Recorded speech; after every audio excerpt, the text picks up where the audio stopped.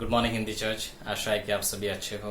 एक छोटा सा डिवोशन आज के सुबह में जो आपके साथ में बांटना चाहूंगा वो यूहन्ना के 14वें अध्याय और 16वीं पंक्ति से है, जहां पर यीशु मसीह अपने शिष्यों से सबसे महत्वपूर्ण चीजें कहता है। पवित्र आत्मा के विषय में उन्हें आज्ञा देता है एक्चुअली। और फिर वहां पर वो कहता है कि मैं पिता से विनती करता हूँ कि वह तुम्हारे लिए एक सहायक भेजे जो सर्वदा तुम्हारे साथ रहेगा, अर्थात सत्य की आत्मा, जिसे संसार ग्रहण नहीं कर सकता क्योंकि वह उसे न देखता है न जानता है, लेकिन तुम उसे जानते हो क्योंकि वह तुम्हारे साथ रहेगा। और फिर अगली पंक्ति मुझे पसंद आती है जो ये कहता है कि मैं तुम्हें अनाथ नहीं छोड़ूंगा, मैं तुम्हारे पास आऊंगा। और फिर 26वीं पंक्ति में भी वह आगे जाकर इस प्रकार से कहता है कि वह सहायक, वह मेरे स्मरण में मैंने जो कुछ भी कहा है वह तुम्हें हर चीजों में सहायता करेगा और मैंने जो कहा है उस विषय में तुम्हें स्मरण दिलाएगा। ओके, हमारे पास हम जिस परमेश्वर की आराधना करते हैं वो त्रिएक परमेश्वर है, राइट। त्रिएकता में रहने वाला परमेश्वर है। We have trinity, right. एक परमेश्वर है, एक पिता है जो स्वर्ग में बैठा हुआ है, लाइक मत्ती का 6 जैसे कहता है कि हे पिता तू जो स्वर्ग में है। फिर हमारे पास पुत्र है जो इस धरती पर आया था और उसने क्रूस पर अपना कार्य पूरा करके वहां स्वर्ग में चला गया और आज वो पिता के दाहिनी ओर बैठा हुआ है। सो इब्रानियों का 12:2 एक तरीके से पिता स्वर्ग में है, पुत्र पिता के दाहिनी ओर में है और आज हमारे पास पवित्र आत्मा है। इमेजिन, ट्रिनिटी का एक हिस्सा, एक व्यक्ति, कोई बल नहीं, कोई सामर्थ्य नहीं, लेकिन एक व्यक्ति आज हमारे पास है इस पृथ्वी पर हमारे दिलों के भीतर वास करते हुए। मुझे इस चीज सच में कहते हुए एक तरीके से हम जो विश्वासी हैं, भले हमारे पास एक तरीके से हम परमेश्वर के बगैर अनाथ हैं क्योंकि वो हमारा पिता है, लेकिन अगर हम अपने पिता को नहीं जानते तो हम अनाथ हैं। लेकिन उसने ये कहा कि मैं तुम्हें अनाथ नहीं छोड़ता, मैं तुम्हारे पास आता हूँ। और पवित्र आत्मा के विषय में एक तरीके से जैसे उसने कहा, मुझे सच में पंक्ति बहुत अद्भुत लगती है जब वो कहता है कि मैं तुम्हारे पास एक आत्मा देता हूँ, राइट। हम इफिसियों का 5:18 हम में से हर कोई जानता है, बहुत सारे लोग जानते हैं कि पवित्र आत्मा की तुम पिए हुए मत बने रहो, मतवाले मत रहो, लेकिन पवित्र आत्मा से भरे हुए रहो। मैं इस बारे में कहना चाहता था कि विश्वासी होने के नाते हमारे पास एक बहुत बड़ा एसेट है, हमारे पास एक बहुत ऐसी बड़ी चीज है जिससे हम इस विश्वासी जीवन को जीते हैं। इमेजिन, बिना पवित्र आत्मा के हम इस धरती पर कैसे रहते हैं। लाइक बाइबल की प्रेरणा कहाँ से आती?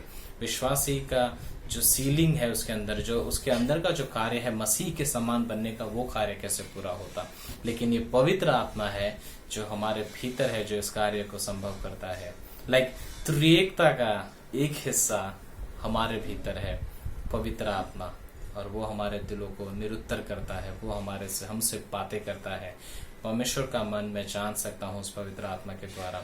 ओके, जस्ट सिंपल टर्म्स में जो मैं कहना चाहूंगा वो ये कि हमें पवित्र आत्मा दिया गया है। वो जो विश्वास करते हैं उन्हें आत्मा दिया गया है और आज हमारे पास वो आत्मा है जिसके द्वारा मैं सच में परमेश्वर के साथ कम्यून कर सकता हूँ, मैं रिश्ता रख सकता हूँ और फिर मैं उसमें बढ़ सकता हूँ, मैं परमेश्वर को जान सकता हूँ। मैं अकेला नहीं हूँ, या आप ये कह सकते हो कि मैं अनाथ नहीं हूँ, मेरे पास परमेश्वर की आत्मा है, मेरे पास वो पवित्र आत्मा है। और सच में पवित्र आत्मा हमें दिखाता है, वो कार्य दर्शाता है। लाइक पवित्र आत्मा का कार्य मसीह की बातों को याद दिलाना, वचनों को याद दिलाना एक तरीके से, राइट।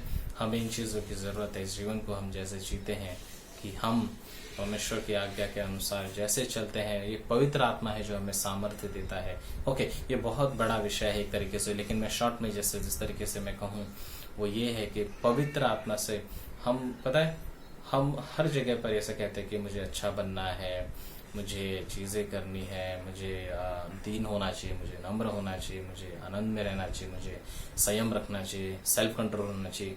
ये सारी चीजें हम चीजें करना चाहते हैं और चाहते हैं हमारे जीवन में हो, लेकिन ये सब कुछ एक बाय प्रोडक्ट है मेरे पवित्र आत्मा से भरे होने का।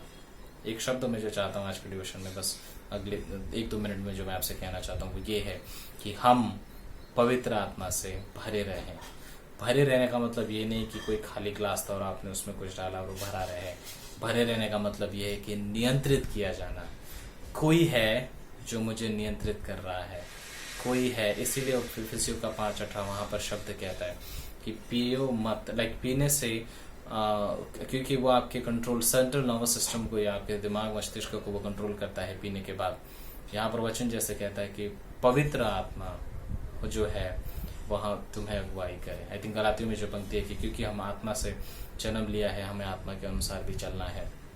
Late us also, since we live by the spirit, let us also walk in the spirit, right.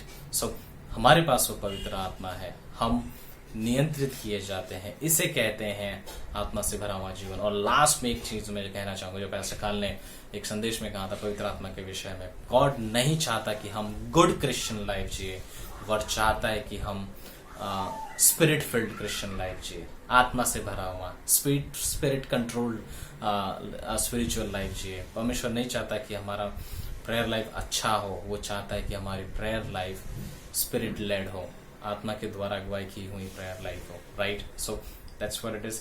हमारे पास आज के दिन में अगर कुछ याद रखना है तो हम ये कह सकते हैं कि हम पिता को जानते हैं, हम अनाथ नहीं है, हमारे पास पवित्र आत्मा है, एक पिता स्वर्ग में है, हमारी प्रार्थनाओं को सुन रहा है। यीशु मसीह हमारे लिए रोमियो 8:26 के अनुसार हमारे लिए विनती करता है। पवित्र आत्मा उन दोनों कार्य को हमारे भीतर इस धरती पर, मेरे दिल में और आपके दिल में बैठकर उन सारी चीजों को कार्य में लाता है, right. So thank you, have a good day.